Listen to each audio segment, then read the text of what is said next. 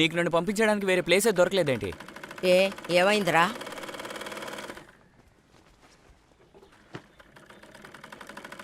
ఇది అయ్యే పని కాదత్త. ఆవిడకేదో సమస్య ఉన్నట్టుంది. నేను వేరే చోటుకి వెళ్ళి చదువుకుంటా. ఇంతవరకు బాగా చదివి చించావులే. ట్యూషన్ చదివాను. నేను 10వ క్లాస్ పాస్ అయ్యాను. నువ్వు 10వ క్లాస్ ఎలా పాస్ అయ్యావో నాకు తెలుసు.